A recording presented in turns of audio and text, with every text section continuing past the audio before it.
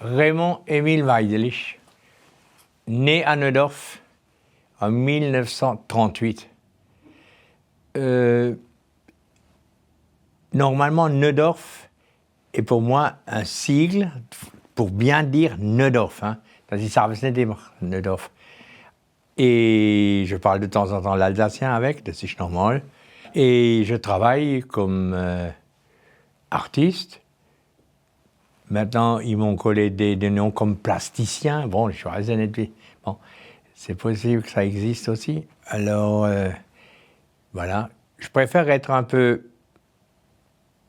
poète, musicien, enfin musicien un peu, et que je joue moi-même quelques notes sur un piano avec quelqu'un d'autre encore à quatre mains. J'aime bien faire ça, du ragtime, ce things.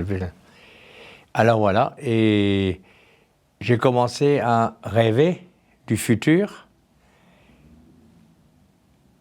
Comment ça va se passer? C'est pour ça que j'ai travaillé sur, comment on veut dire ça, sur l'archéologie du futur, voilà. Et c'est comme ça que j'appelle l'archéologie du futur. Et c'est très bien, je trouve que c'est très bien cette idée de l'émission que vous allez entendre bientôt, un jour, peut-être, de dire les choses de l'archéologie du futur. Donc, où est-ce que j'ai trouvé cette idée? Parce qu'il faut bien s'imaginer que c'est dans un collège, à l'âge de 10 ans, donc après la guerre, de la libération 45, la première fois que j'entends parler français, c'était en 46, donc j'avais déjà 8 ans.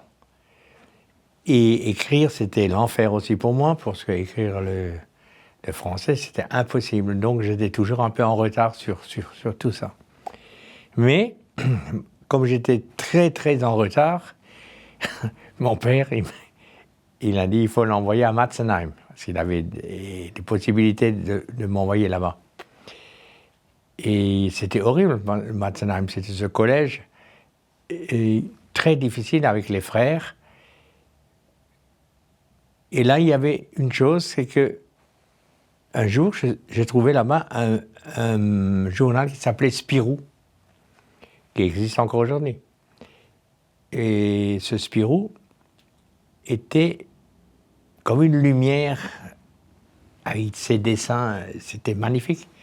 Ses récits, le Marsupilami, Skonsedings, Bukdani. Mais au milieu, et j'insiste, ça existe toujours, ces deux feuilles qui s'appellent Les belles histoires de l'oncle Paul. Alors j'ai lu ça, déjà dans la déprime, parce que j'arrivais pas bien à suivre les cours et tout ça. Et j'étais souvent puni. À l'époque, il y avait la gifle tous les matins, ça s'était réglé comme du papier à musique. Et les doigts, tac. Donc, j'ai trouvé cette histoire de l'oncle Paul, et un jour, il raconte l'histoire, que je ne connaissais pas ce monsieur, de Heinrich Schliemann. Heinrich Schliemann, très jeune, il vend tout, et il se met à la recherche de cette fameuse histoire de Troia, de Troie. Et son père, le pasteur, dans le Schleswig-Holstein, très sec là-bas, hein. Et je suis exprès allé là pour voir cette ambiance qu'il avait, ce gosse.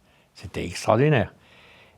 Et son père, pour l'endormir, lui racontait toujours cette histoire de Troia. Et alors, il a dit, un jour, je vais trouver Troia. Troia, personne n'avait entendu, n'avait vu Troia, même pas un caillou, rien. Et de fil en aiguille, il s'est mis à cette recherche de Troia. Donc, avec l'aide d'un frère de la congrégation de Matzenheim, qui était très gentil, très vieux et très gentil, et il a vu que je m'intéressais à ça. Il a dit, écoute, je peux te montrer des livres il parle de ça. Il y a une série de... Il y a l'histoire, tout. Et si ça t'intéresse, je te ramène des livres sur les fouilles de Troya et de Schliemann. Et à partir de cet instant, ça s'est resté gravé. Et voilà. Et après, bon, comme tout le monde, on a travaillé, on a fait ça. Parti en Algérie. Et j'ai fait des photos là-bas pendant... C'était encore les 27 mois d'un seul coup. Et j'étais volontaire pour faire les services photographiques de l'armée, avec un sursis. Donc j'étais à l'âge où je pouvais déjà un peu m'imaginer comment vivaient les centurions et les Romains dans ces montagnes où j'étais au même moment avec l'armée française. Donc c'était déjà de l'archéologie du futur pour moi, parce que je voyais ces Romains qui s'installaient là, à côté, sur des dalles. Il y avait énormément de fouilles là-bas. Alors, donc dans le sud, après Soukaras, c'était ces champs de fouilles qui étaient abandonnés. À cette époque, ils étaient abandonnés à cause de ces problèmes de guérilla, de guerre, de tout ça. Donc voilà, je travaillais donc pour le 12e génie, et le long de la barrière électrique qui s'étendait sur 400 km à peu près où j'étais. Donc voilà. Et de là, je vais rentrer et j'ai commencé à bricoler de l'archéologie. Donc, mais du futur. Je me suis toujours demandé comment c'est possible que le musée de Strasbourg, archéologique, avec qui j'ai fait 2 merveilleuses expositions, 3 même, merveilleuses expositions avec Bernadette Schnitzler, qui était conservatrice, qui a pris maintenant sa retraite l'année dernière. Et c'était absolument fantastique de rentrer là-dedans. Et là, j'étais toujours fasciné par ces petits morceaux de peigne, pour les cheveux, un peigne. Il y avait juste un petit morceau, quelques dents. Alors, c'était des peignes qui étaient faits dans du matériau divers, etc. Tout. Bon. Des gallo-romains. Mais Alsace, tout était... Ce qui est merveilleux dans ce musée, c'est que tout est alsacien, alsacien. C'est-à-dire tous les objets, le bouton de culotte du Romain qu'il a perdu près du cinéma Vox, tout. Et avec Bernadette Schnitzler, j'ai dit, écoute, je vais faire une exposition de ce qu'on voit, nous, maintenant, de cette époque antérieure, les Romains.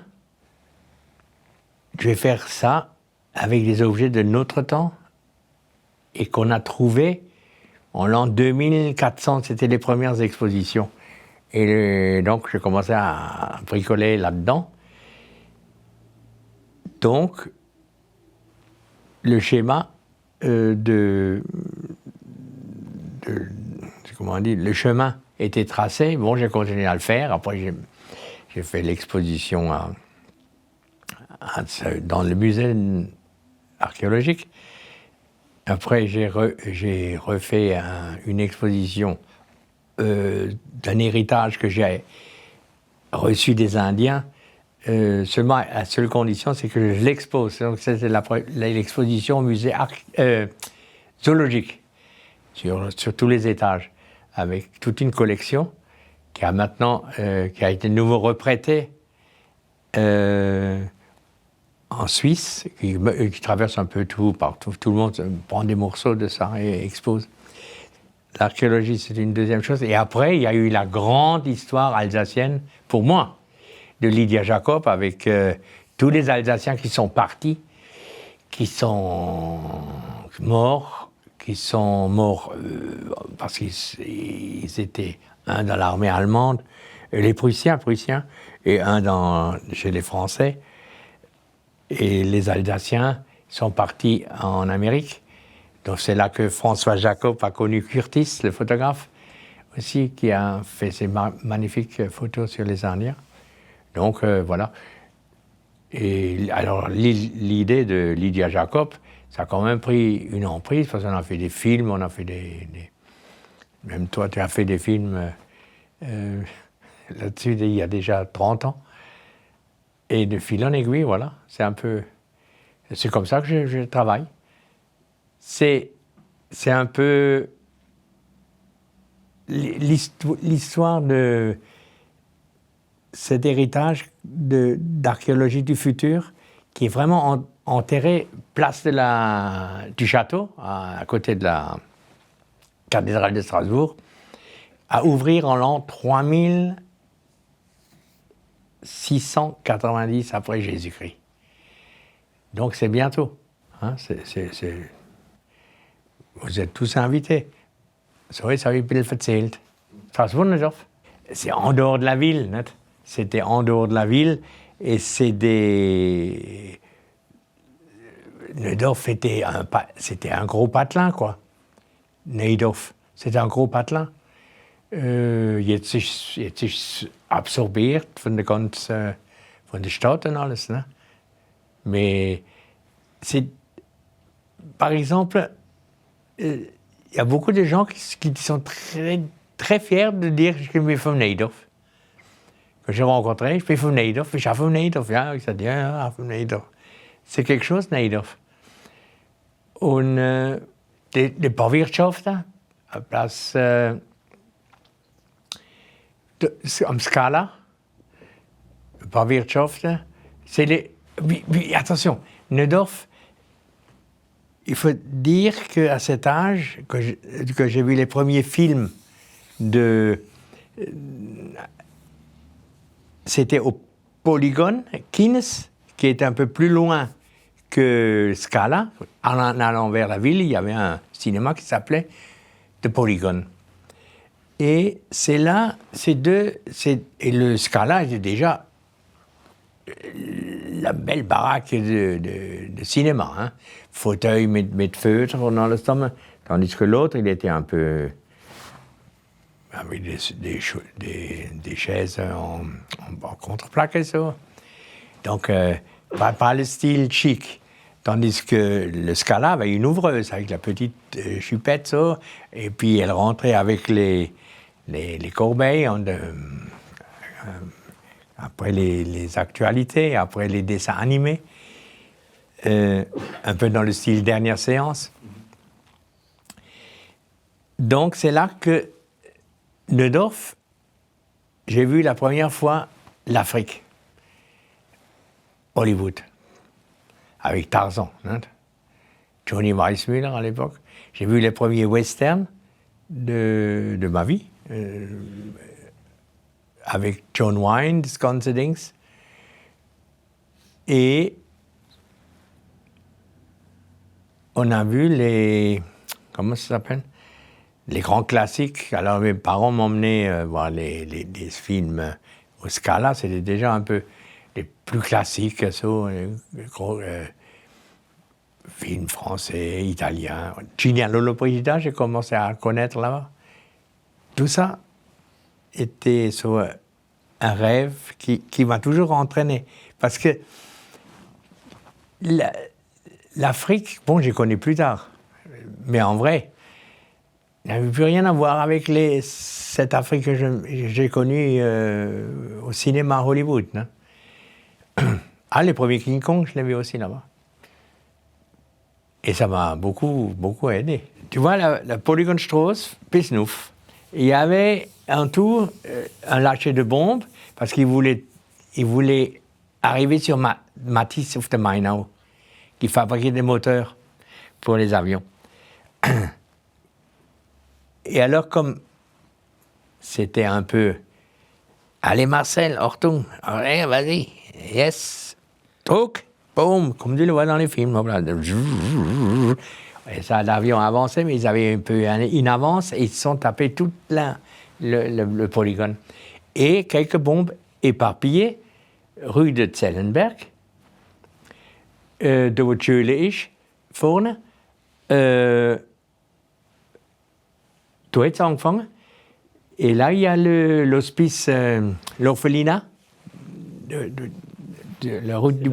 Oui, ganz hin, ja. peut-être ça angefangen, ja. Donc, nous, on était dans la cave. Déjà, je sais pas, moi, c'était le matin à 10h, rue de Zellenberg. Alors, il y a les premières bombes, vers midi, je crois que c'était vers midi, je ne me rappelle plus maintenant. Ils sont tombés. Alors, les gens qui étaient dans... C'était une petite maison, rue de Zellenberg, numéro 6.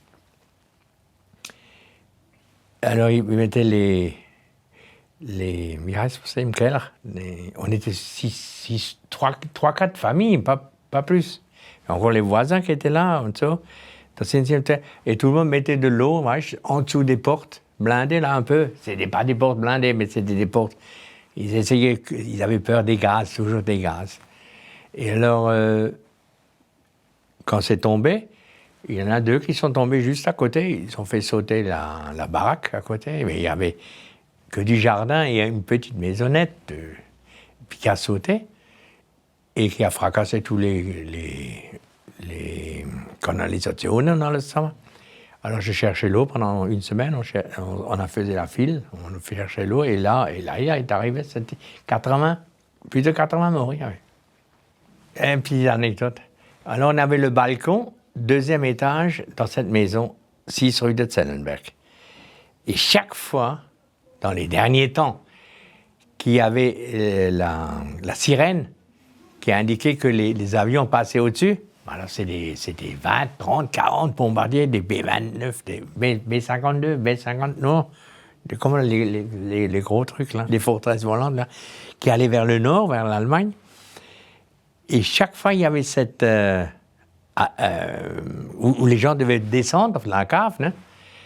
Ma maman faisait des nouilles. Die Nouilles sind immer überlaufen an Hotel. Das ist alles weich geworden, das ist zu viel gewesen. Nein, jetzt haben wir schon wieder, jetzt haben wir die Nudeln wieder. Ach Gott, je me rappelle toujours de cette anecdote. Bon, c'était comme ça. Hein. La culture alsacienne est un grand mystère pour moi. Parce que, en fin de compte, j'ai connu énormément enfin pas énormément, mais j'ai connu beaucoup de personnes qui s'occupaient du dialecte alsacien, de la culture. Und dort zähle ich jetzt am ersten den Schermann dabei. Das den haben wir am meisten gekannt, nicht? Schermann. Mais je n'ai pas l'âge pour avoir connu les Stoßkopf, les peintres, tout ce qui était dans cette culture alsacienne. Moi, je les ai connus décédés ou uniquement avec leurs expositions und so. Mais un qui est le plus proche de moi, vous kennt habe ich Germain Miller. Et avec tout ce que vous avez fait avec lui, c'était génial, c'était génial. Je suis déçu un peu parce que man redet nicht mehr, es ist viele weggekommen von der Television auch, mais la culture alsacienne, les poèmes, on allait, tu sais, je vais te dire quelque chose. Quand tu as une fois vu les poèmes avec Arp, Hans Arp, manchmal freue ich mich, est-ce que les gens, wenn ich jetzt Sondage mache, wer ist der Hans Arp? Non, là, il faut y aller hein, avec le sondage. Und Sophie Taiber, qui est cette femme? Oh. Tu sais qu'ici, il y avait un mouvement fantastique qu'on a complètement, je sais pas, je weiß es nicht, c'est rede gar nicht mehr davon, c'est nichts mehr da. Ou alors je me trompe, je veux me tromper même, tu vois. Mais on a laissé, on a eu des grands bonhommes qui ont fait quelque chose et qu'on n'a pas assez tegengebracht. Je finde es mal, ne? Je le sens comme ça. Hein. Bon, on est... Gérard Haug, décédé. À mon avis, à mon avis. Et certains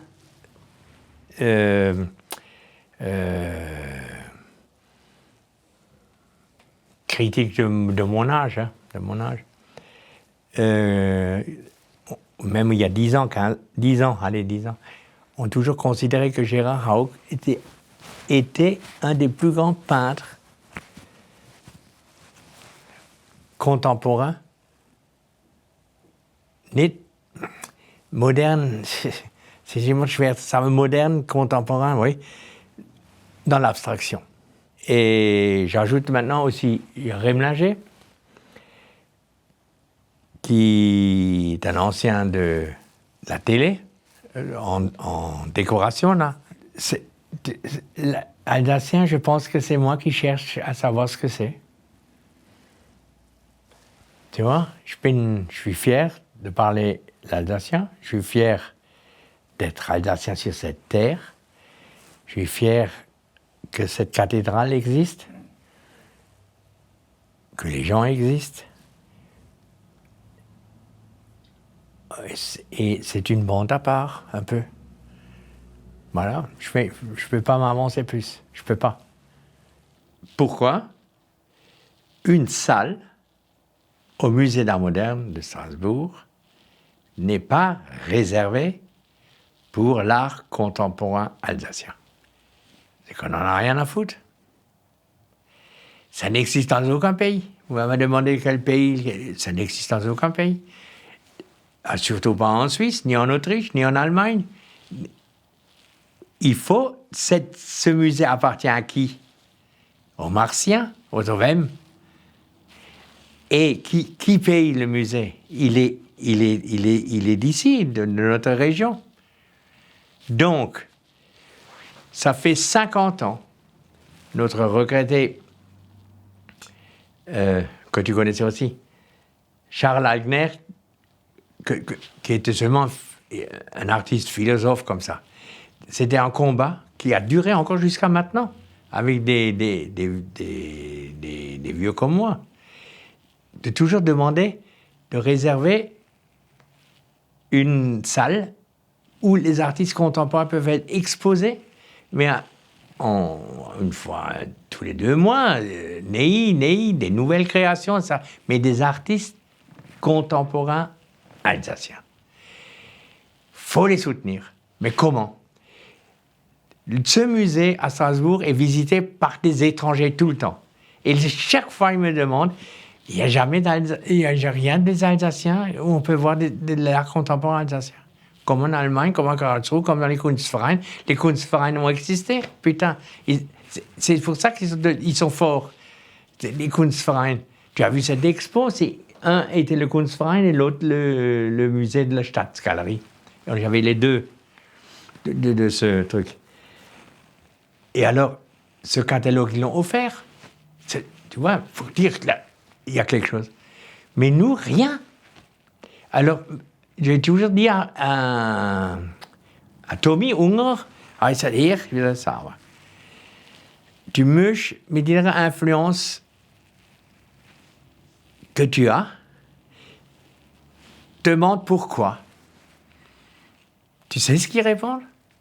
Tu peux demander le maire, Ries, il était présent quand il y avait encore l'ancien Robert Grossman, ça remonte à 30 ans, quand il était le responsable de la ville, il y avait Hergott. Tu te rappelles de Hergott, qui était le conservateur en chef des musées.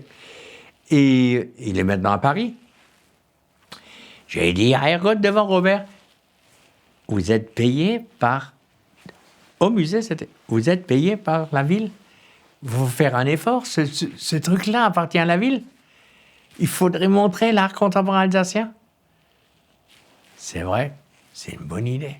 C'est Nénisken, mais l'autre non plus d'avant. Le seul qui a fait un effort, une seule fois, mais vraiment, ça ne me sauve Fingerkabe notaire, c'était l'ancien conservateur en chef des musées de Strasbourg. Daar heeft me smoke gesagt, ik zei, skip nee niks. Vraiment. Skip nee niks. Tu veux net. Et alors, j'ai réussi avec le temps de comprendre que ils veulent rien faire parce que ils ont peur que demain matin, il y a de nouveau quelques-uns qui viennent, qui disent warum sind wir nicht dabei, warum sind wir nicht dabei, wir sind auf dem Kessel, wir sind von da, voilà.